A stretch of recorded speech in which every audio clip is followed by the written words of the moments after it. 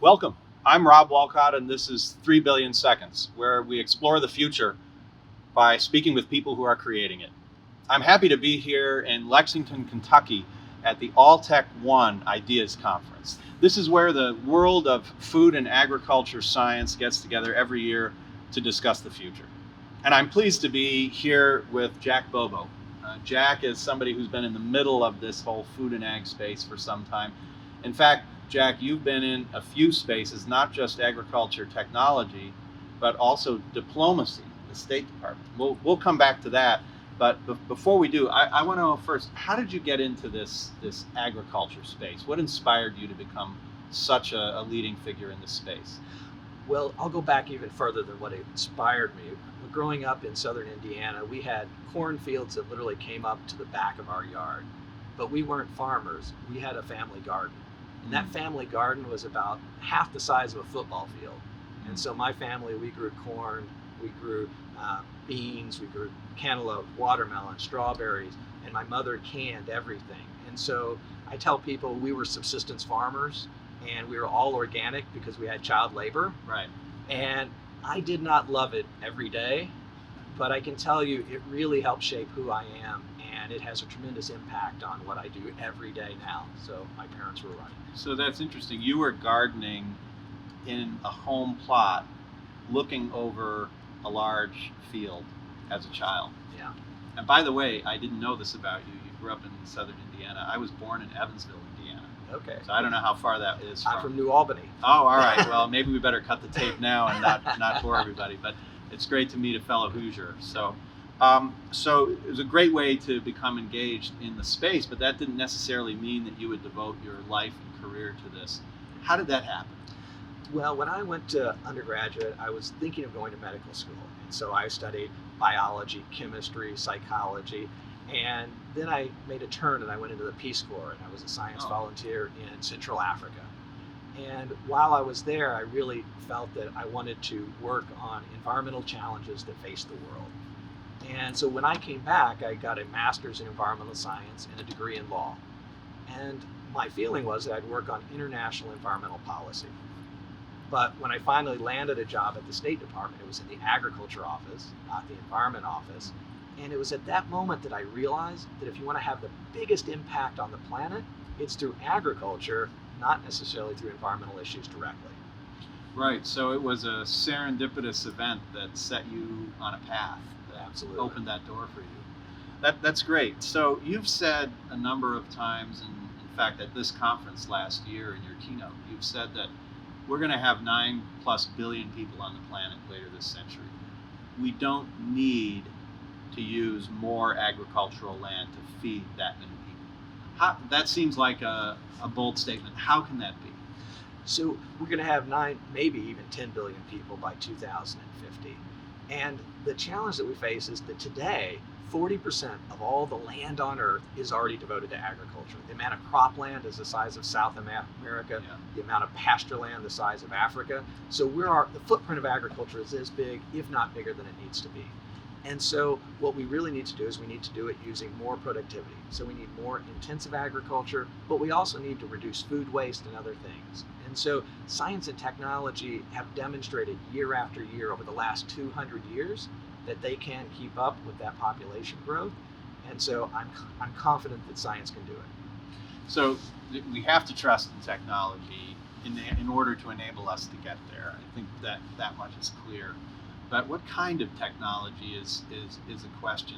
What about those that propose that the kind of intensive technology-based agriculture that you're proposing we need to get there has other negative deleterious effects, and that we need to instead go the direction of organic in as much of our food production as possible? How do you respond to that? Well, I think it's a continuum of technologies. We need organic agriculture. We need intensive conventional agriculture as well. So when you think about it, the organic farmer today looks nothing like your grandparents' farmer. They have better seeds. They have better robots. They have GPS systems. They have big data. They have all of these things that are allowing them to be better farmers. And a lot of that was developed for big conventional farmers. Big conventional farmers today, though, they're using cover crops, they're using low-till and no-till agriculture, things that they adopted from the organic guys. And so there's this synergy that takes place. Our food system is better because of its diversity, not in spite of its diversity. So give me an example of how this transition or this transfer of insights happens. The way the public often looks at this topic is you've got industrial agriculture, organic, and ne'er the twain shall meet. And it seems like a limited picture. Right. So I'll go back to that example of cover crops. So cover crops are just crops that you plant between growing seasons to maintain the soil and maybe add a little bit of nitrogen back to the soil. And organic farmers have been doing this for 50 years because some organic farmer believed in her heart it was the right thing to do. Yet along came big data and demonstrated the return on that investment. She was right. She was right. And as soon as that big data proved it, conventional farmers started saying, hey, show me a cover crop. And when that happened, seed companies started saying, I'll sell you a better cover crop. And so an entire business was born because that person believed in their heart it was the right thing to do. And so beyond that kind of example, which brings these two spaces together, one of the things that you bring to the agriculture conversation is a long history in agriculture technology, but also a long history in diplomacy and telling the story, understanding how to bring groups together. So you spent how many years at the State Department? 13 years. 13 years at the State Department under multiple administrations, obviously, and all of that in the agriculture policy space. Right. So what do we need to do in order to improve the public dialogue about food and ag technology? Yeah. Well, I like to say that people have never cared more nor known less how their food was produced. And that's a challenge for us because it's great that people care, but it's also important that they understand. And with my science background, I love talking about science. And unfortunately, though, what I realized is if you lead with science, you will lose with science. Because science at the beginning... Now, wait a minute. I'm a scientist, and so are you. If you lead with science, you lose with science. What do you mean? Science polarizes a conversation. Those who agree with you more, and those who disagree with you more.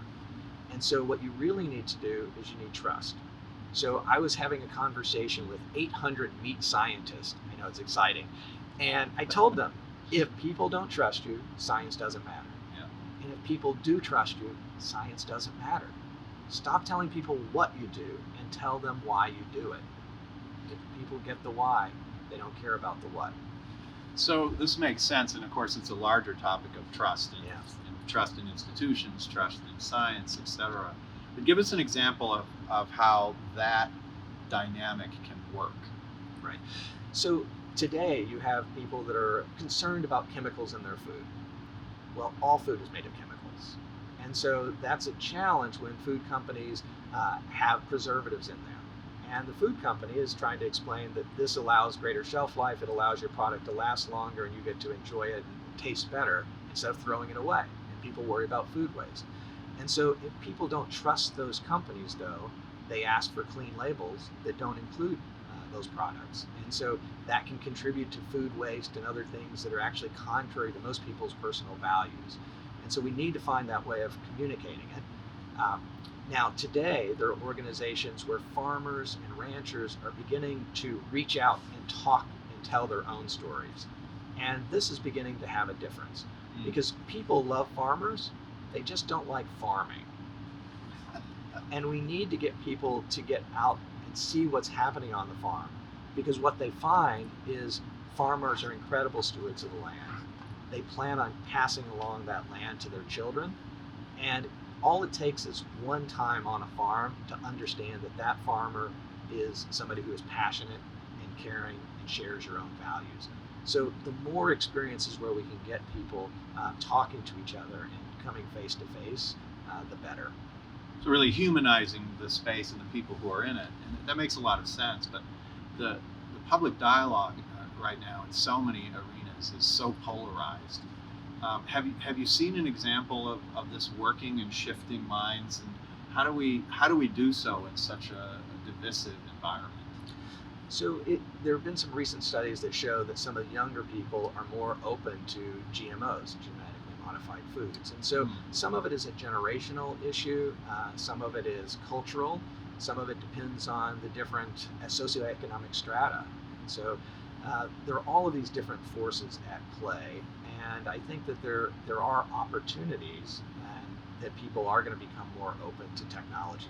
I like to say that people love innovation almost as much as they despise change. And there's no place we despise change more than in the food we eat. Food is what brings us together as friends, as family. And if you mess with my food, you're messing with my family, and people don't like that.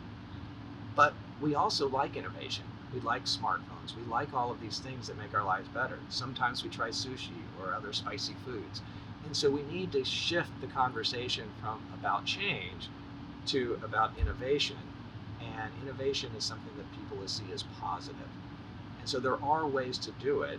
It's just that it's the narrative, it's the story you tell about the change. But in this quest to build trust, there is a requirement, of course, to bring people together to understand, build empathy, understand what's really going on behind the rhetoric. But ultimately, if we don't do it in a way that bears out reality in the future, that if we convey to people that something's going to be safe and they still have an anxiety that maybe it won't be in the future, or heaven forbid, it turns out in the future it's not. So for instance, I've read quite a bit about the science around GMOs, and I'm quite comfortable with it based on my limited understanding of it. I'm comfortable with it for my family. I have other friends and family members who aren't. Yeah. And we can have spirited conversations about it.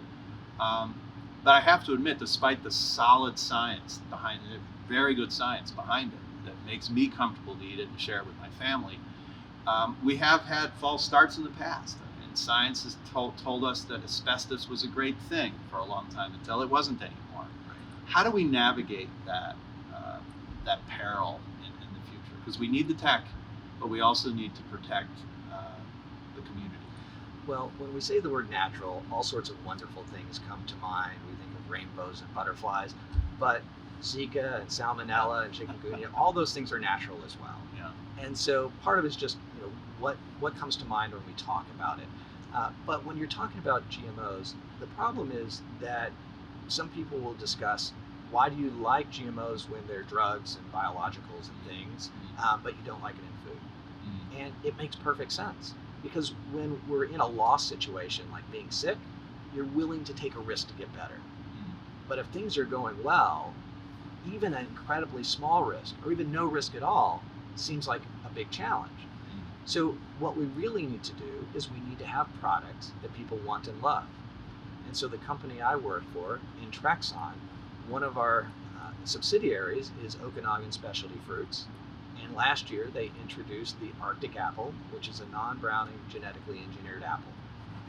And the feeling is that this is going to be the first GMO in the history of the world that people will buy because it's a GMO rather than in spite of the fact it's a GMO. So, Jack, what'll make this different than the story we're all familiar with of the genetically modified tomato that didn't go so well public? Why will this one be different? Well, you didn't buy those tomatoes because they were genetically modified. Whereas the non-browning apple, the science is what makes it cool. The science is what makes it consumer friendly. So if you're a parent and you have children, you send apple slices to school and your kids eat them because they don't turn brown. Or instead of putting a bowl of apples on the table and nobody eats them for a week, you put a bowl of sliced apples and they're gone the next day. And so there are all of these opportunities to use this product. Apples are the third most wasted food item in America. You have Really? bread, potatoes, and apples. 40% of apples are just thrown away. And so this is something that helps the grower, helps the shipper, helps the retailer, and the consumer. And so for me, that's incredibly exciting. It's been the number one dried fruit product on Amazon for a month and a half, the apple bits that we're selling. Wow, So, congratulations. thank you. Now, the company in Trexon you mentioned, you run communications for the company. Yeah. And it is in synthetic biology. Right. So this is a word that maybe some of us have heard bandied about. How do you describe synthetic biology to the public? Sure. Synthetic biology is about the engineering of DNA. We are DNA.com. And we're working on health products, food, agriculture, and energy. And so the mission of Intrexon is to solve the world's biggest problems through the application of biology. If it's a big problem and there's a biological approach, we could be interested. So in the health space, we have 24 human therapeutics. We're using gene therapy to fight cancer, skin disease, eye diseases, and all sorts of things that the public doesn't really talk very much about. The food and ag is important to us, but it's actually a small part of what we do. So these other products, some of the products are ingredients in food or enhanced produce, for instance, that we buy, but others are medical applications. Medical applications, you may have heard of the genetically engineered mosquitoes that fight the mosquito that carries Zika and dengue. Yeah. That's one of our companies, Oxytec. It's a British subsidiary. What's the status of that? By the way, I remember Intellectual Ventures, Nathan Myhrvold's group. They were working on fighting malaria, the mosquitoes that carry malaria, by shooting them with lasers, and it was certainly a lot of fun. But I'm not sure how scalable that would be. So how is your solution going? So we're commercially releasing down in Brazil, and so we've got 3 cities that are signed up, and we're able to reduce the mosquito populations in our trials by 90 to 99%. So it's remarkably effective, and that's compared to using insecticides alone. Yeah. So we're 10 to 100 times better than the competition. Wow. And so this is a market test at this point, or this is a pilot? Commercially releasing. Commercially released. Yeah. Well, we'll be keeping an eye on that. That's very exciting. So let's go back to the issue of building trust. Have you seen? You've already shared some examples of the concept of changing the dialogue and bringing people together. Have you seen a specific example where this worked? Yeah.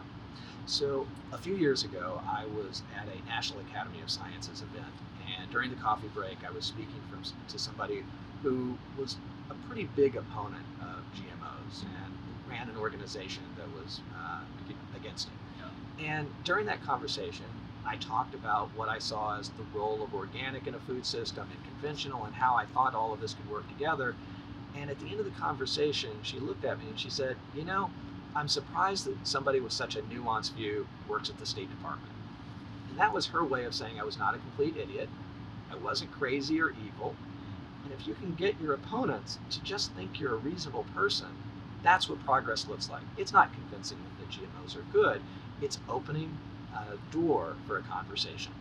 That story reminds me, almost carbon copy, of an experience I had in Brazil in 2011. A group that I'm involved with at Kellogg School of Management. We were trying to help catalyze change in the global mining industry. I won't go into the whole story here, but 3.5 days with CEOs from the mining industry, but also people from the development agencies, and the Ray Offenheiser, the president of Oxfam USA at the time, the big charity, UK-based charity, a leader from UN Habitat, so some real leaders in that space as well. 3.5 days together with CEOs from the mining industry.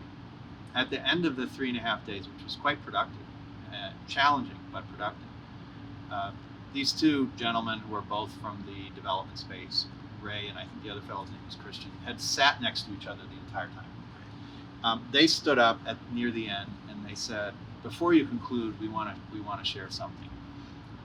We have combined over 50 years of experience in global development and aid between the 2 of us, and this is the first time we've ever had a substantive conversation with a leader from the mining industry."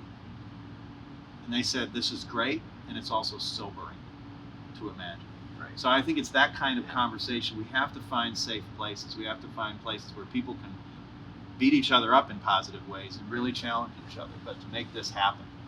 Well, I was visiting Manhattan, Kansas, about 5 or 6 years ago to speak to some. I love that farmers. name, Manhattan, Kansas. Yes, and when I started, the farmers in the group started with their arms crossed and leaning back, because you had some guy from the State Department coming to talk to them about food. Hi, I'm here from corporate. I'm here to help. Yes, Yeah. and it was interesting. By the end of my presentation and our conversation, one of them said, "You know, I'm actually really glad there's somebody like you looking out for our interests in DC. And that makes a real difference when you can reach somebody like that." So, Jack, again, one of the really perhaps unique things about your career is you're right in the middle of the agriculture technology space, and you also have had a long career in diplomacy. government. You had some extraordinary experiences of leadership in a variety of spaces. First of all, what's different about being in a leadership role in the private sector as opposed to being in a leadership role in government? Well, when I was in the government, I got to tell industry what they were doing wrong and what they needed to do. And they love that, don't they? They love that. I like to tell people that companies are a lot like children. They never call till there's a problem. Okay. And so we were there trying to solve their problems. But in the private sector, the challenge is that you actually have to deliver products and you have to achieve outcomes. While I was in the government, Aqua Bounty Salmon spent 17 years going through regulatory review. Well, now that's a company that's a majority-owned subsidiary of Intrexon, and it's very different when you're waiting for a product to actually get on the market and you're encouraging the government to finalize a review. And so the pressure, the importance of those decisions, is very different from those two perspectives. You know it's important to the government, but you feel that every day when you're in the private sector because you need to deliver those results. It's radically different, and I see this dichotomy between, say, university setting and business, because I spend a lot of time looking at commercialization and things like this, and the set of objectives, the objective function, for optimization is totally different. The incentives. So in this experience you've had in the government, your years with the State Department, you had the opportunity to work with some truly extraordinary leaders. Tell us a little bit about a few of those individuals and what made them distinctive. Sure. When I started the State Department in 2002, Secretary Powell was the Secretary of State. And one of the things I noticed right away is that his leadership style was very much built on his experience in the military, that he was there to support the troops. And that's the way he conveyed that to the rest of us. After him, Secretary Condoleezza Rice joined, and her view was more that the organization helped to provide the support to allow her to do her job. And so we were there as supporting characters to help achieve important national security goals, which makes perfect sense as well. And after that, Secretary Clinton joined the State Department, and her view was a little bit different. She believed that she could help us to get the resources we need to do the job that we were doing every day, but that it was also our job to support her in the role that she was playing. And so it was very much a back and forth in terms of why we're all there. And so those different leadership styles had an impression on me in terms of how does one treat the troops, how do the troops respond to those leadership styles, and what will they do in order to help those leaders achieve success. Which one of them do you see most in yourself? Respecting all three of them, right? Which one of them do you see most in yourself? I am probably more of the person who tries to help the other people to be successful and then believe that they are going to be there to help me. So probably more of Secretary Clinton's approach that we need to be in this together. I suspect, though, that Secretary Powell's approach builds that respect and loyalty in a way that's quite different, and I certainly respect that approach as well. Jack, a tech topic in the news a lot today is Crispr. This is certainly something that's touching the ag space, but really potentially all of human life in the future, radically bringing down the cost of experimentation with genetic engineering. What's your take on it? What should people be thinking about this? So in many ways, it's just an extension of what we've done before. It allows us to do things quicker, faster, better, and safer. So in that way, it's not safer. Yes. How is it safer? So the difference between previous approaches, if you're going to randomly insert a gene into an organism, you don't know where it's going to go. And so you need to test, determine, did it go into a good place, and does the new product do what it's supposed to do? On the other hand, with CRISPR, you know where it's going to go, and you know what it's going to do before the fact. And so you have more precision in terms of where you do it and what you do. A limitation, of course, though, is that you're editing. And editing limits the ability to change the organism, insert new traits, things like that. So it is powerful in many ways, but it's limited in some ways as well compared to some of the previous genetic engineering approaches. So you see it already having an impact in the ag space, or is this going to be a few years coming? Well, a lot of products are in the pipeline, and so it takes a while for products to get out. So it doesn't really matter whether it's produced through Crispr, it's still going to take several years in order for them to reach the market. But the difference is that with genetic engineering, the big companies were bringing half a dozen new products to market every year. With CRISPR, it lowers the cost, and so now we potentially could have hundreds of companies bringing thousands of products to market within 10 or 20 years. And so the problems and challenges we face are so great that you really want lots and lots of solutions. You don't want half a dozen solutions. So a lot more experimentation, a lot more scale, a lower barrier to entry in order to do so. So this CRISPR is sort of like cloud technology in the sense that it opens the door to lots of people, brings down the cost of becoming an entrepreneur and inventor in this space. Maybe. Perhaps. What's standing in the way? Well, the real question is regulation.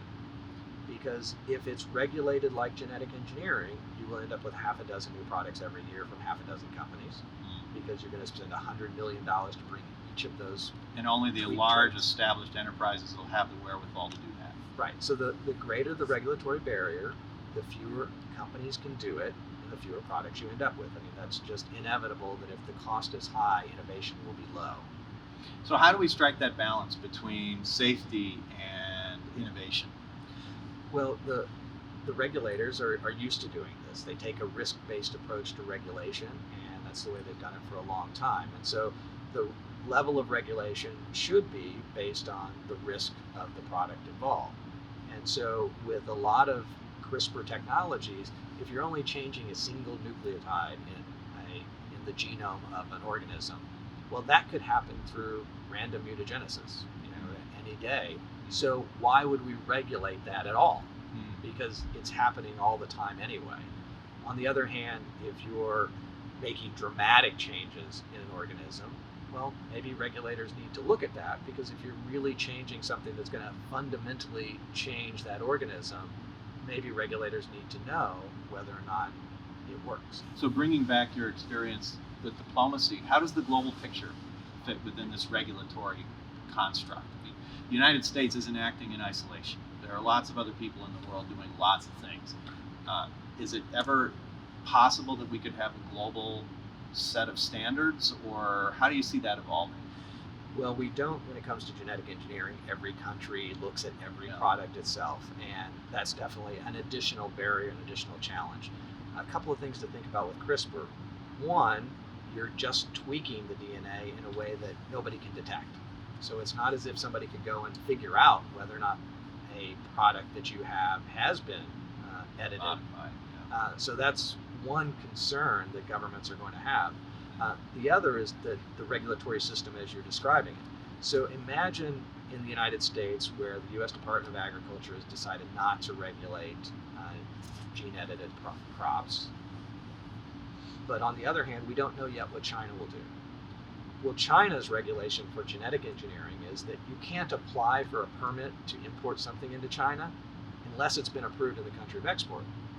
But if the U.S. doesn't approve anything, how can you start the regulatory process in China? So some of these are really big challenges. Why would the Chinese be relying on other countries' decisions and regulatory regimes to drive their solution to the problem? Well, they're not producing a lot of genetically engineered crops domestically right now, so it's mostly products for food import. I see. And so really they just don't want to waste time reviewing products until it's actually gotten approval somewhere else. The downside from that, though, is that if it takes a couple of years for China to approve something, that means it's ready to go be planted in the United States, and now we have to start a 1, 2, 3 year process in China. And again, that's just lost revenue for the company. If it takes you 7 years to produce a product, then you have to wait 3 to 6 years for global regulatory approvals. Yeah. Things are just sitting on the shelf. So, Jack, 20 years from now, where are we? What is something that you see that you're excited about, that you're concerned about, something that you see that maybe most of us aren't paying attention to. Where are we in 20 years? Well, the next 20 years are not just the most important 20 years there have ever been in the history of agriculture, and they are. They're the most important 20 years there will ever be in the history of agriculture. So say that again? Yeah, the next 20 to 30 years are the most important 30 years there will ever be in the history of agriculture. Now, how could you assert that? Well, today we're adding 1 billion people every 12 or 13 years. After 2050, we're going to add 1 billion people every 25 to 30 years. That's easy. We've done that before. So we're reaching that inflection point where population is no longer driving inexorably up. It's beginning to level off. So Right. if we get to 2050 without cutting down our forests, without draining our rivers, lakes, and aquifers, in many ways, we're good forever. I That's the like challenge. I like that. Good forever. I like to say I have kids, so I'd like Yeah. this to believe that we're good forever. So you tell people often in science and technology, dealing with the public, dealing with each other, we need to be better storytellers. What is your number one favorite story related to the entire sphere of agriculture and technology? It doesn't have to have any particular relevance to what we're talking about here, but what's your favorite story? So early in my career at the State Department, where I was still being introduced to genetically engineered crops and global trade, I was able to work with Dr. Norman Borlaug, the father of the Green Revolution. And I went out to Iowa for the World Food Prize. It's like the Nobel Prize for agriculture. And I went on a farm tour, and I went to see my first field of genetically engineered soybeans. And the farmer who was growing those soybeans. About what year was this? 2002. 2002. Okay. And 2003. Sorry, it's 2003. And so I went out there, and this young farmer told the story about how the first year that these Roundup Ready soybeans came, he planted them. And his father, who had grown up using Roundup to kill the weeds around their farm for 30 years, said, now we're going to spray Roundup on all our soybeans. And his son said, yeah, we are. And he said, and it's not going to kill them. Right. He said, that's what they tell me. And they did. And a few weeks later, they went out in that field, and the young farmer said, my dad, he started to cry because he had never seen a field of soybeans that looked that good. It changes people's lives. One of the things that drives me the craziest in conversations is when somebody talks about somebody who doesn't like GMOs and says they're anti-science. In 13 years at the State Department, I never once met a single person who was anti-science. I met people who didn't trust big business, who didn't like the government, but they all love science. The thing is that they believe that perhaps GMOs were unsafe, and they value the health and safety of their family more than anything. And when values and science conflict, values always win. That doesn't make you anti-science, that makes you human. So what you point out is perhaps people aren't trusting some of the sources the science is coming from, or how it's being presented is insufficient. Right. So how do we can't have a population of experts in every field. How do we make that translation happen? Yeah, so we've gone from an age where people really trusted authority figures 20, 30 years ago to an age where people get their information from a wide variety of sources. And so there are no single authorities today in the way there were in the past. And so we need to find a way of crowdsourcing that kind of information so that things that are trusted by science have a way of disseminating themselves. And so we need to find new platforms, new ways of getting that information out there to networks, and then allowing those networks to reach all of the individual people. So understanding how to convert credible, rigorous science into understandable, relevant parcels that can be distributed around social media, for And instance. who are the people that can share that information? That's one of the things that the Alltech One conference is trying to do. They're trying to bring those people who are influencers, but who also have an open mind, who are willing to change their mind when faced with facts that are different. We all need to do that. That's not something that just the people you disagree with need to do. Right. if that happens, then they have their own network of people that they can reach, and they are a trusted source. So we have to start with those who are willing to spend the time to learn about the science, but then already start with that trust themselves. Well, that is a topic that transcends agriculture, for Absolutely. sure, across our society, and this the mudslinging, and in my own space, trying to understand how technology might change the experience of being human in the future. The public dialogue is some version of, on the one hand, we're going to have robot apocalypse where they're going to take all our jobs and kill us, and on the other hand, we've got everything's going to be free and abundant and wonderful, and it's going to be great. Obviously, reality is somewhere in the middle, and we need a much more nuanced public dialogue about that. And a lot of it begins with asking ourselves these questions. When was the last time you changed your mind about something really important? Most of us can't think of any time that we've changed our opinion about something that was actually really important to us. And if we're not willing to do that, then others aren't. And so one of the things I often talk about are my own biases. And an example is that if I read an article that said organic agriculture is less nutritious than conventional agriculture, what would I do? Look at who were the authors, who funded the research, and what was their methodology. All reasonable things to do. But then if I read an article that said organic agriculture no more nutritious than conventional, what would I do? Tweet it. It's consistent with my beliefs. And so it's not that people are just ignoring things that are patently false or patently obvious. What they're doing is they're scratching the surface. They're digging deeper until they find that one thing that allows them to dismiss that entire research. And so if we can understand how we do it, then we can begin to have better conversations with other people. So that's the other side of confirmation bias. Yeah. What's an example, Jack, of a time when you've changed your mind about something important? Yeah, so I would probably say earlier in my career, I was much more focused on intensive agriculture as being the solution. Because having lived in Africa, looked at that, I was very much focused on the fact that there are a lot of people in this world who are hungry. And that it's really not fair for us to be expanding agriculture, because an organic farm will produce less food per unit, and so it's sort of our duty to be intensive. And I realized over time that there were these great ideas coming out of organic agriculture that were making conventional agriculture better. If organic disappeared tomorrow, we probably wouldn't have cover crops. We probably wouldn't have these other things. And so it became much more about the system.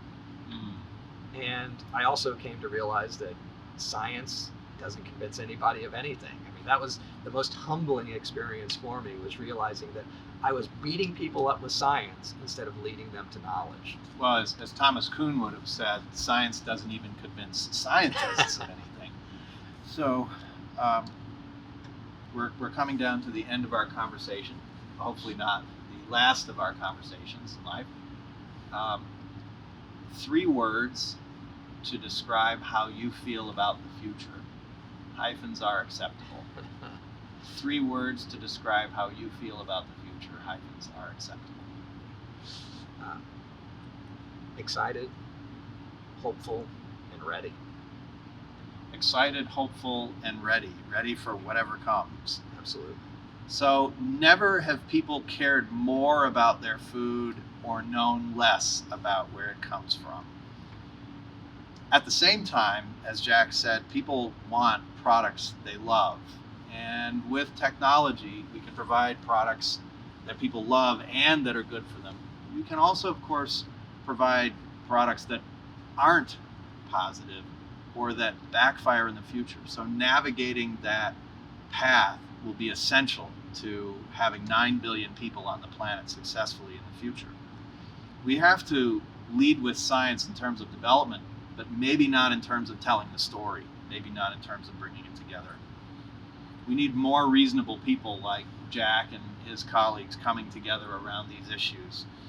We need them to deliver and achieve results, whether they're in government or business or any realm of society.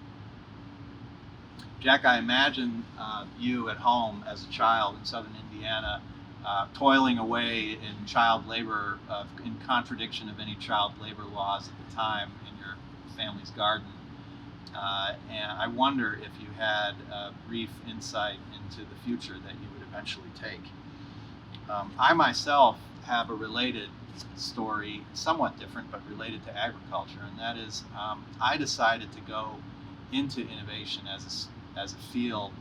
One of the reasons was in high school I read work by Thomas Robert Malthus, the Malthusian economics that we're all familiar with, where he proposed that food production increases arithmetically and population increases geometrically.